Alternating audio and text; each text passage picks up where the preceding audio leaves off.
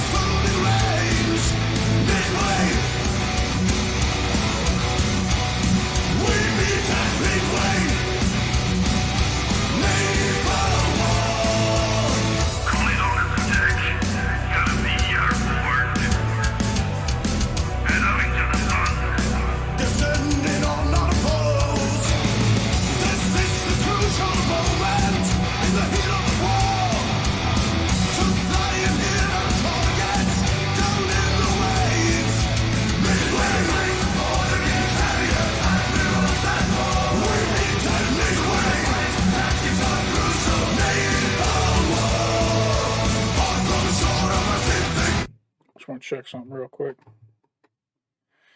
All right, well, this is another one of those Sabaton songs. It isn't going to rhyme any of the lyrics. I thought we almost had one here. We had Admirals at War, and then the very next verse was Naval War. So they didn't really rhyme. They used the same word twice, but I guess I'll give them half credit for that. As many of you watch my channel know, for a while, these type of songs just I can't get into them because of the rhyme schemes all being messed up. And this one has an extra added bonus of some sort of harmonic voice singing 3/4 of the verse and then Joachim finishing it up. That's a little hard to understand the lyrics when he's doing that. I'm sure they were going for a cool effect. Man, I hate that there's been so many Sabaton songs lately that I've had to give some negative opinions about, because I like Sabaton. I like them a lot. But I think what's happened here is as a reactor, people tell you, hey, go check out this song, go check out that song. And I think I've been asked to watch the majority of their really quality songs already. And now we're digging deep into the Sabaton library where some of these songs from the older albums are at. And they just don't meet the same quality as some of the newer stuff that has been out that's better written, better composed, that kind of stuff. And you know, to all you Sabaton fans, I'm sorry. I'm not trying to ruin your day. You clicked on this video. You want to come see somebody enjoy this music, but I'll do my best. I'm excited to see the history behind it, and I'm sure the live is going to be amazing because when I was queuing it up, the one clip I saw was 3 seconds long, and it was worth it already. So it's worth staying around for that. We're going to get through this lyric video, and we'll check those 2 out. Here we go.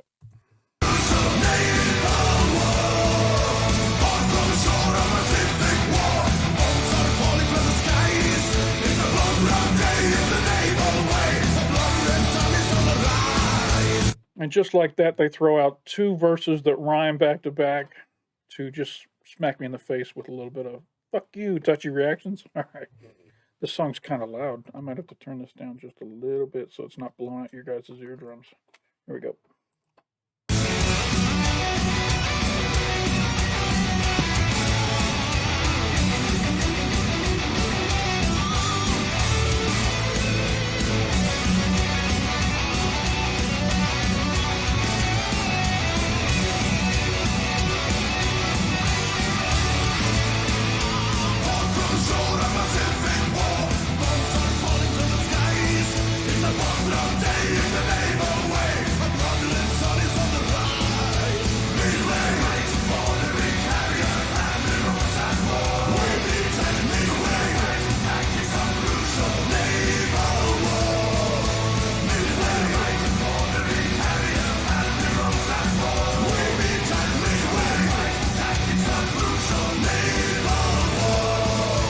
Okay, and those verses right there, I actually enjoyed too. I love when they do Joachim singing the lead, and then the other lead guitarists doing a different verse. What do they call that? Is it a round? No. When they're layered on top of each other. I enjoy Sabaton songs that do that. What do you call it? The end of uh,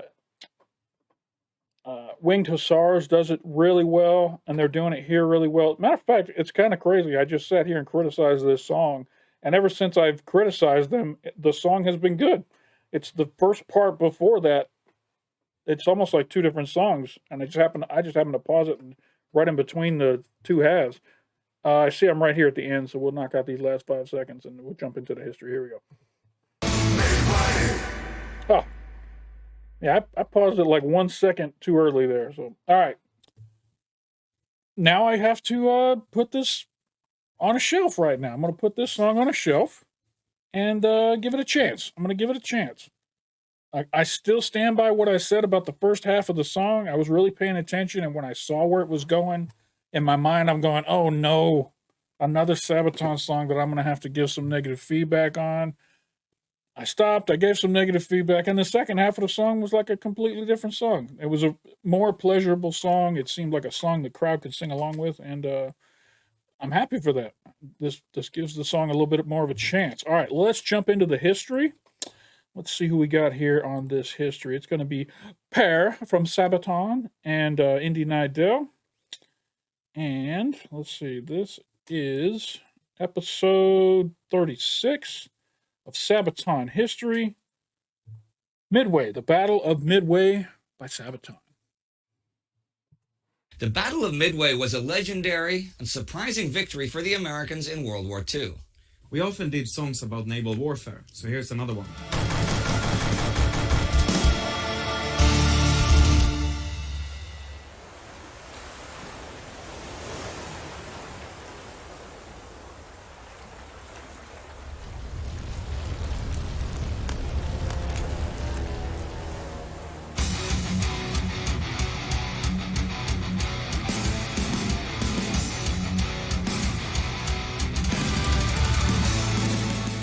On May 27, 1942, at the large anchorage of Hashirajima in Hiroshima Bay, the mighty Akagi of the Japanese Carrier Division, the proud flagship of Vice Admiral Nagumo Chuichi of the 1st Air Fleet, began moving out into the Pacific.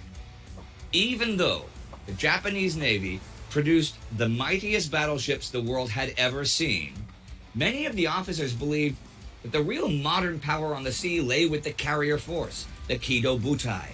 It would decide winning and losing control of the sea. And so far, the Japanese carrier fleet had proven its worth. By mid-1942, the Japanese had humiliated the Western nations at Malaya and the Indies, had moved towards Guam, Java, the Philippines, Singapore, the British bases on Ceylon, and even raided the north of Australia. They had successfully surprised the U.S. Navy at Hawaii, sinking and crippling many of the warships anchored there. And they had just scored a tactical victory at the Battle of the Coral Sea, though the Allies had prevented an invasion of Port Moresby. But that was just a hiccup, right?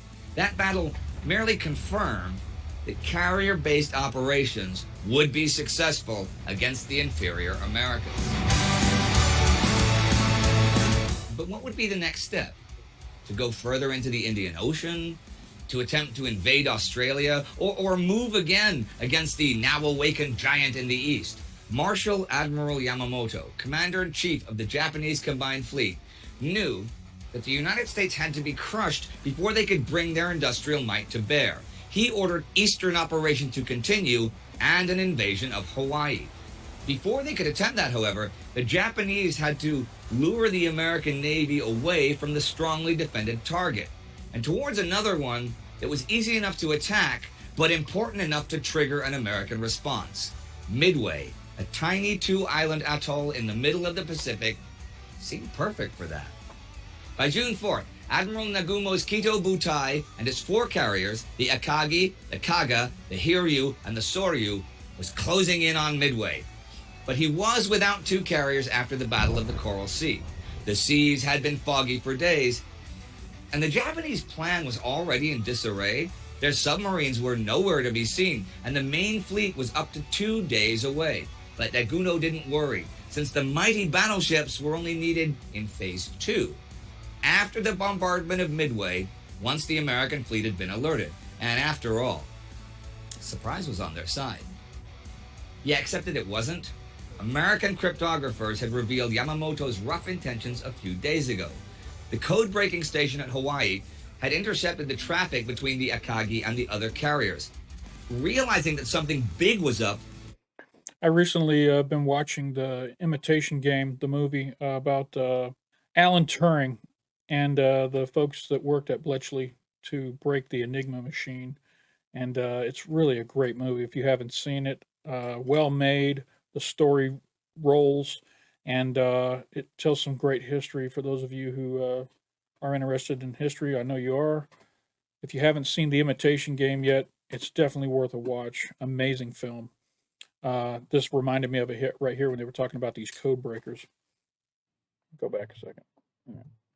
though they weren't sure of the destination, codenamed AF.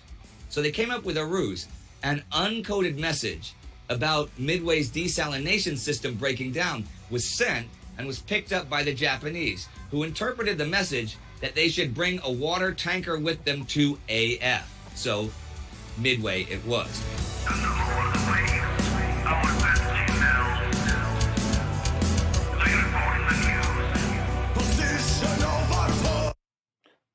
How fucking brilliant was that? That's how they figured out what the Japanese were talking about. They sent out a fake message saying that their water filtration systems were offline, and the Japanese just confirmed everything they needed to know. And that was brilliant. Whoever came up with that, good on you.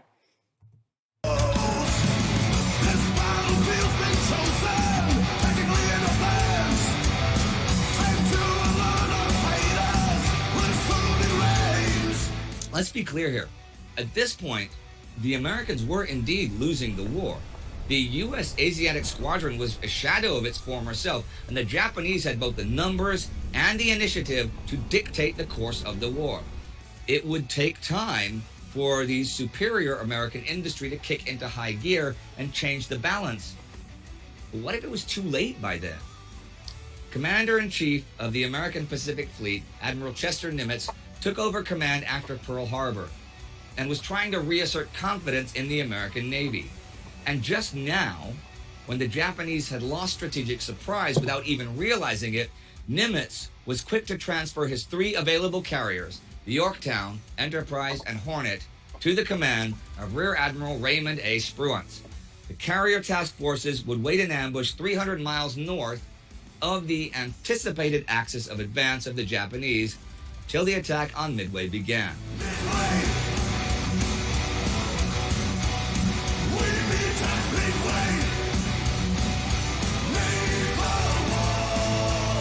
Which it did at 6 o'clock in the morning in large numbers. Each carrier had an array of aircraft to carry out a well-balanced strike. The Mitsubishi Fighter Type 0, the dive bomber Aichi Type 99 with armor piercing and high explosive bombs, and the Nakajima Type 97 armed with torpedoes. They were to overwhelm the enemy in one coordinated mass display of firepower. Now, I'm gonna side note here. The key to carrier warfare is to bring in the right planes at the right moment. If there are enemy bombers on the horizon, start the fighters in response. If destroyers come along, answer with torpedo bombers. And if they sight carriers, get the dive bombers on deck. This is why accurate intelligence is so important. Being caught wrong-footed is a death sentence. And heck, even for well-trained Japanese crews, it took hours to rearm and prepare different flight decks. 7 a.m., the first wave of bombers was returning from Midway. At 8 a.m., Admiral Nagumo had given the order to prepare for a second bombing run when a message reached him from his reconnaissance planes. Enemy surface ships detected. Spruance's force was moving south. Nagumo's report spoke of 10 enemy units, but it wasn't clear what kind of ships they were. Concluding that 10 ships were not much of a threat to the mighty Kido Butai, he chose to continue the attack on Midway. Well, soon the first American bombers were above them. Tracer bullets lit up the skies as the bombers aimed for Akagi and Soryu. Sharp evasive maneuvers saved the carriers until the Zeros made short work of the inexperienced American pilots. However, the Japanese anti-aircraft guns had not hit a single target.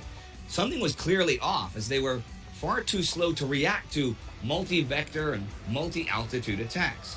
At 9 a.m., the reports reaching Nagumo still spoke of cruisers and destroyers. But clearly there were American planes in the air. They had to come from somewhere. The Soryu was repeatedly fighting off enemy torpedo planes, but Nagumo had no idea where they came from, for his reconnaissance was insufficient. None of the Japanese carriers were equipped with radar, and the radio technology in the scouting planes was fairly primitive. Sorry, I gotta go back. Is that some sort of a primitive radar jamming system they've got there on that tower with all the looks like pillows or something wrapped around it? I'm guessing that might be what. Maybe it's camouflage. You cover it with white stuff, it kind of blends in with the skyline. I don't know. Huh. Interesting. Were equipped with radar, and the radio technology in the scouting planes was fairly primitive. And because of the lack of concrete information, Nagumo still chose to continue his strike against Midway.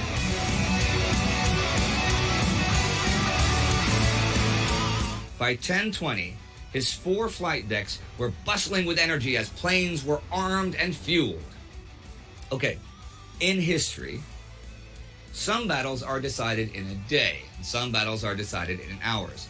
The fate of this battle was decided in 10 crucial minutes. At 10:22, as the entire Japanese carrier force was refueling and rearming their machines, the American dive bombers attacked. And this time, it was the veteran dive bombers from the Yorktown. They engaged the Kaga first, pushing their planes into a dive through a hail of ineffective 5-inch batteries, releasing their 500 and 1,000-pound bombs. The first 3 landed in the water, but the 4th hit the flight deck aft, detonating in the crew compartments. The 7th bomb hit the forward elevator, detonating in the fighter stowage rooms. The bombs blew the interior of the Kaga apart. Another blew up the bridge, killing all the officers. Now the dauntless dive bombers were descending on the Soryu. Multiple bombs simply tore the ship apart. Nagumo watched in horror as both carriers were engulfed in flames and smoke. Everything was blown to pieces. Their engines were dead. Their boilers were ruptured. Aircraft parts, body parts littered the flight deck. I just recently reacted to Sparta, and then while I was editing it, I put 300 on and was watching the movie while I was editing Sparta, and it was, cool to revisit that movie. I think I might have to pull up there's a recent movie made about Midway. I might have to watch that while I'm editing this one. So that's the plan. Suddenly, the alarm sounded on the Akagi as well, and its AA guns opened up. Then came a massive explosion of a 1,000-pound bomb, detonating after bursting through the middle elevator. It tore everything inside the hangar apart. In just a few minutes, the American bombers had come and gone and had left 3 of the mightiest Japanese aircraft carriers burning. And even though not sinking, burning is bad. For those carriers were full of high-octane gasoline, oil and lubricants, ammunition and bombs, paper and wood. In minutes, they were a raging inferno. Surviving Japanese firefighters were frantically trying to save the ships. Hundreds had died in moments. Many more were now exposed to fire, heat, and smoke. Many of the mechanics on the lower decks and boiler rooms, they were trapped. Further explosions ripped through the ships as ammunition and vaporized gasoline caught fire. Men were literally boiling inside the compartments with no chance to get out. This is the crucial moment in the heat of the war. To fly and hit our targets down in the waves. Only the Hiryu escaped untouched, as it was still protected by Zeros and only attacked by ineffective torpedo bombers. But this was a major disaster. A disaster which would have made most commanders turn and flee, but Nagumo was not most commanders. The main body of the fleet, although 600 miles away, could still make a difference. The Americans had lost a large amount of torpedo bombers in the attack, and if they could be forced to a decisive surface battle, Japan might just come out on top. Since the Hiryu was still intact, he ordered its 24 planes to retaliate immediately. Soon after 1:30 in the afternoon, Nagumo's best dive bombers dove towards the Yorktown. American flat gunners took a heavy toll on the attackers, but at least 2 bombs hit their target. A 500-pound bomb hit amidships and another detonated in the forward elevator. The Yorktown was now burning.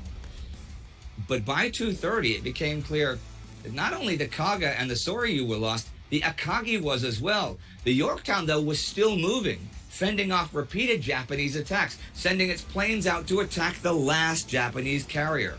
At 5 p.m., joined by bombers from the Enterprise, they broke through the cover of Zeros and planted 4 bombs on the bow of the Hiryu, shearing its flight deck off and engulfing it in flames. Kido Butai was no more. So as night fell, the battle was decided. Spruance had no intention of going toe-to-toe with the Japanese surface fleet. The 4 badly wounded Japanese carriers would be scuttled rather than falling into enemy hands. For the Americans, it seemed like the Yorktown could still be saved, but the undetected Japanese submarine I-168 took its chance and torpedoed and sunk the Yorktown. That and a destroyer were the American ships lost against 4 fleet aircraft carriers. To this day, the importance of the Battle of Midway is discussed among historians.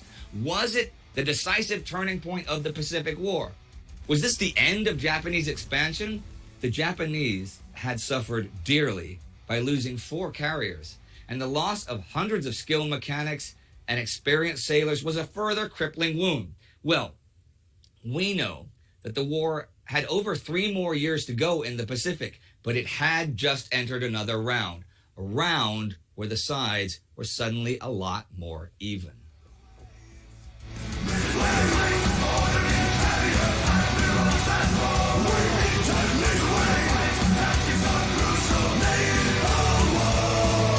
Going back to what we said at the very beginning, that you often do songs about naval warfare. This is true. Now, why is that? Personally, I do enjoy warships. I mean, if we're touring and I find out that there's a port in town and they have some naval ships or something like that that you can visit for a museum, for example, Yeah. I love to go and see that. I think one of the most impressive, which probably helped us inspire to write a song about Bismarck later, was when we visited the USS New Jersey. All right, okay. And it's a very impressive ship. And we actually thought about... inspired to write a song about Bismarck later was when we visited the USS That's a cool photo. I think I'll use that photo as my thumbnail. Very cool. New Jersey. All right, okay. And it's a very impressive ship. And we actually thought about using it for some of the scenes in the Bismarck music video. Okay. Huh. But later we decided to basically render them and do them. But the Bismarck, I mean, it was pretty exciting, the stuff you used anyway. Yeah. Now, having been on the battleship New Jersey, has it ever been in your mind to write a song about that specific ship? Or is it more about naval warfare that you're... No, we were very inspired because actually the USS New Jersey has a lot of interesting stories to it. Yeah. I mean, in San Diego there's the USS Midway, which is named after the Battle Battle of of Midway. Midway, although it did not see action at Midway. of No, course. it did not. It was just launched right after. It would have been kind of funny if they happened to name it Midway and then, 3 weeks later, guess what happened? Guess You're what not going to happened. believe it. What are the odds?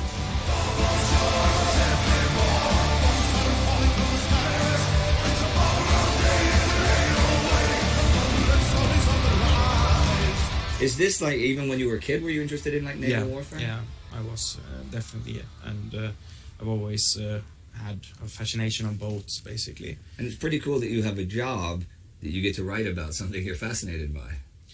Yeah, I mean, my father used to say that if I would be in the Swedish military, I'd probably be serving on a submarine. Not also being so tall, it would fit me. Oh, yeah. Okay. And I'm not afraid of small, like being inside of locked in, Right. even if it would go under the water. I would be It's scary just pretty thinking okay. about that. For me, that would seem like a realistic solution. Now, did you do lumpen? That's this. They used to have Swedish mandatory military service. Did you do that? No, I didn't do. They pretty much that year they stopped doing mandatory. Okay. Pretty much none, and it became more of a voluntarily basis thing. So I went down to do the tests and stuff, and then afterwards I said, I really don't want to do it. Because I want to play heavy metal until I die. So pretty good reason, you know. and they said it's not a reason to quit this. And then I said, well, just give me a gun and I kill everybody in sight. And then they said, well, it's better that you play music then. All right, well, ladies and gentlemen, that is it for today for Sabaton History. Thank you.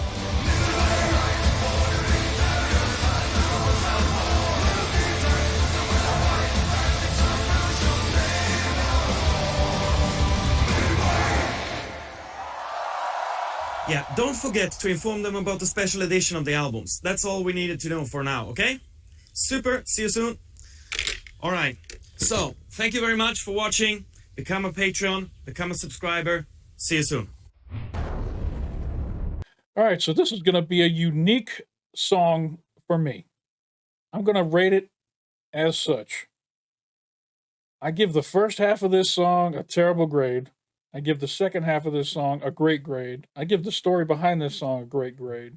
So I don't know how you take that. The first half of this song was done poorly. The second half of this song was done great. And the history behind it is pretty amazing.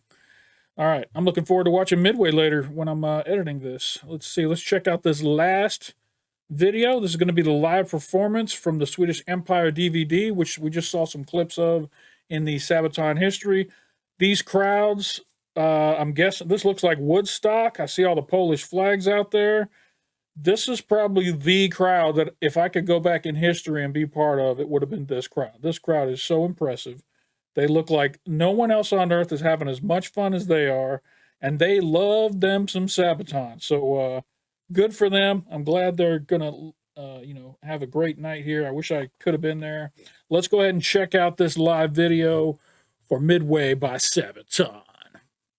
My friends, before we went on this tour, we looked through our mailboxes, through the emails, through the Facebook messages, and there were some requests on music there.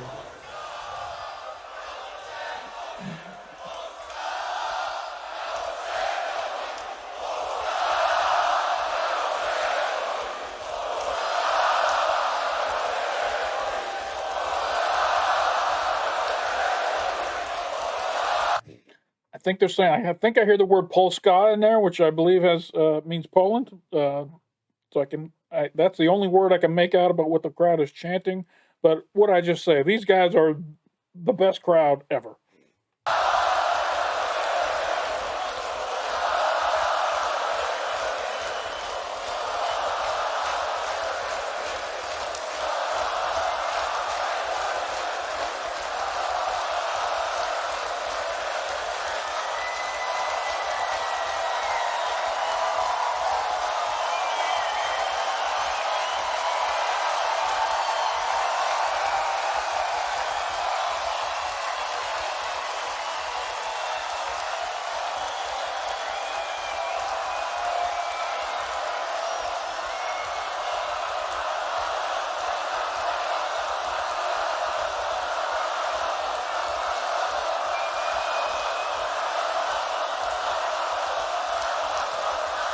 I think they've now switched to chanting Sabaton. That's what I think they're yelling right now.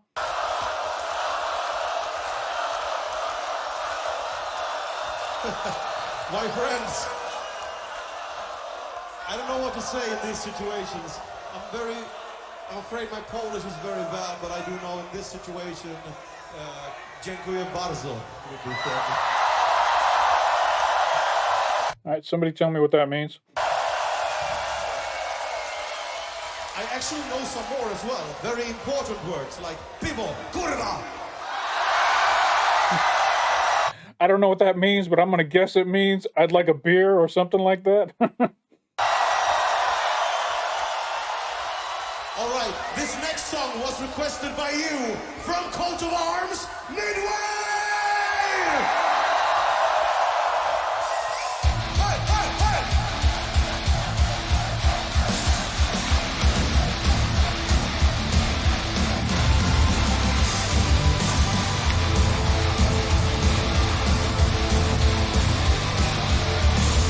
All right, are they about to mess around and make me like this song? I'm guessing. No, there's no way. No way they make me like this song.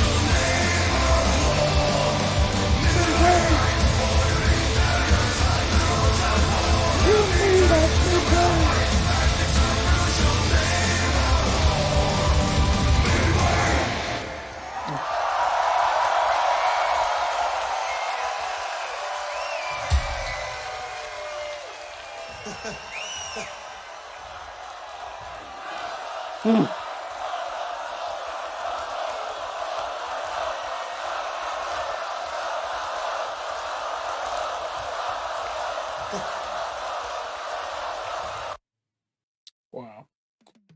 All right, so this is not in my top 10, but it might be in my top 20. It might be somewhere in my top 20, and that says a lot. I've done over 40 Sabaton reactions now, so it's not anything to shake a stick at to be in the top 20. If I could only get that first two verses cleaned up, this would be an amazing song all the way through. The second half of this thing is classic. It's very good, and the crowd interaction on this live was amazing. I enjoyed it very much. If you guys enjoyed this reaction, hit that like button down below. You know where it's at. And if you're not already a subscriber to Touchy Reactions, you'd like to come along for more, I got that subscribe button down below. It's a big red button. If you click on it, it'll turn gray, let you know you subscribed. And if you hit that notification bell off to the side of the subscribe button, it'll let you know anytime I drop some new content over here on Touchy Reactions. so many of you have joined me on the Patreon to help support the channel financially. I thank you very much. A lot of these reaction videos, all the money goes to the bands, all the money goes to the production companies when I do reactions. And so really the only way that the YouTube thing can help me, you know, pay a couple of bills is through the Patreon. So I appreciate all my patrons. You guys rock, and I thank you so much for helping support the channel. I've gotten new monitors, I've gotten new cameras, I've gotten some new software, and I'm just trying to make these videos better and sound better and look better for you guys in the future, and that's what all that Patreon money goes to. So thank you again to my patrons. Thank you all for subscribing, liking the videos, all that good stuff. That's all I got for this video. I appreciate you stopping by, and don't forget to come on back.